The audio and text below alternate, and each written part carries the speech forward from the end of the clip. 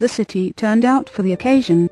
2,000 Americans, French, Spaniards, Italians, blacks from Haiti and Jamaica, Orientals in silks, Hindus in Saracen brothers Lafitte.13. In a short time the newly appointed governor of the area was goaded into offering a bounty for Lafitte and his brother, Pierre.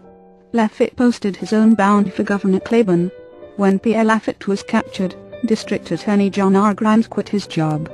Instead of prosecuting Lafitte, he would become the pirates' defense co-counsel.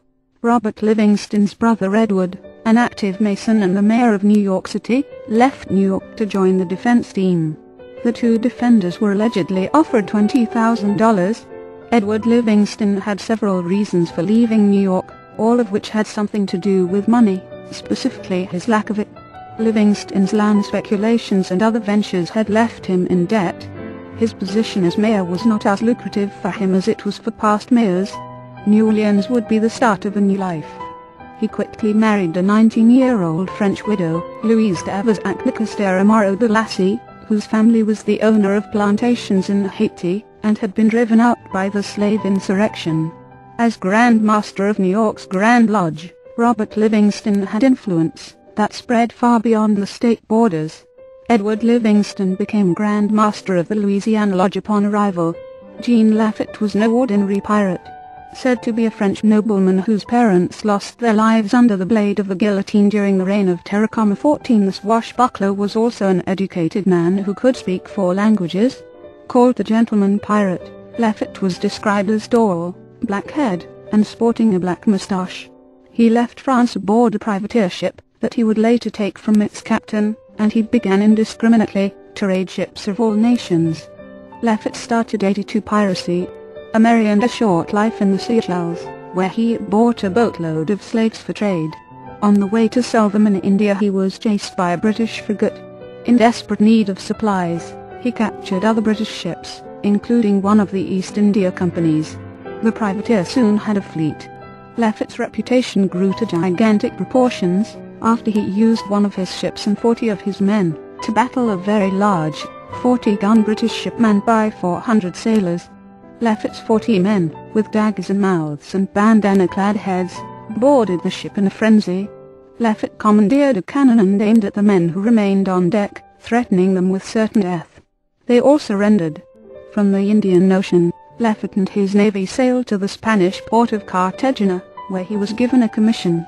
The city had just rebelled, and authorized him to attack Spanish shipping. At one point Lafitte's navy had 50 ships and 1,000 pirate sailors. From there he built his kingdom in Barataria. Derived from the Spanish word barato, the name refers to the part of the winnings a gambler gives to the poor for luck. Lafitte's pirate city had a cafe, a bordello, a gambling house, and warehouses. He would widen waterways to facilitate ships, dig canals, and even build barges that would sail to the port of New Orleans to sell their merchandise. Lafitte survived the prosecutions of the governor and went on to join the Americans in the Battle of New Orleans in 1812. Besides having the legal protection of lawyer and Mason Edward Livingston, another noted Mason would come to the pirates' aid. Andrew Jackson rewarded Lafitte's crew with citizenship, and Lafitte tried to settle down.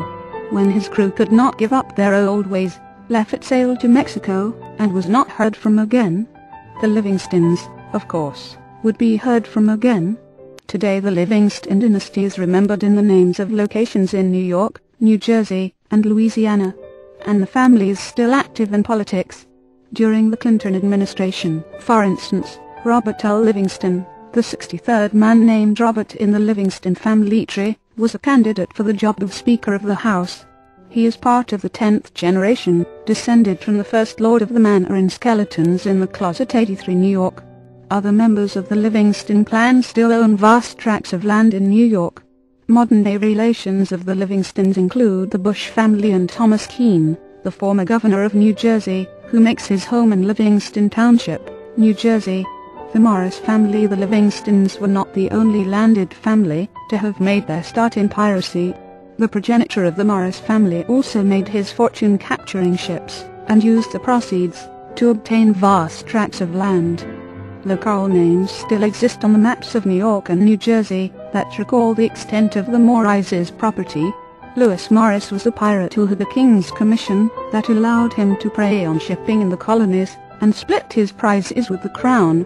His nephew, also named Lewis Morris, was involved in the triangle trade between running sugar plantations in Barbados and using the labor of imported slaves to create end products like rum. Morris's lucrative trade gave him an estate back in the colonies.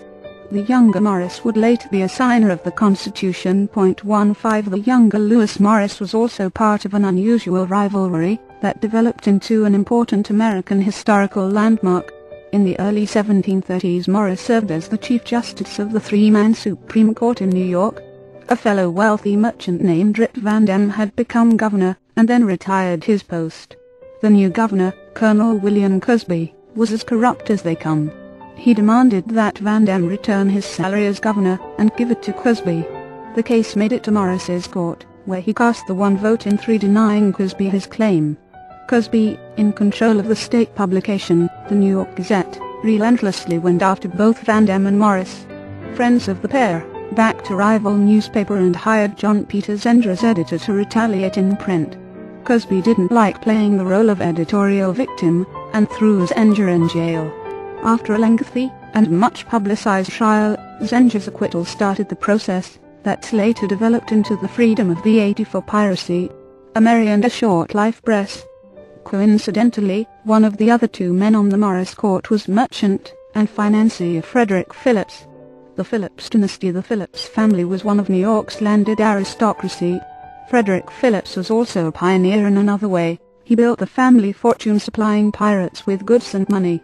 He had already been in the business before Fletcher assumed the governor's position, but under Fletcher's rule New York grew as a pirate haven and Phillips profited. And many knew about Phillips's business.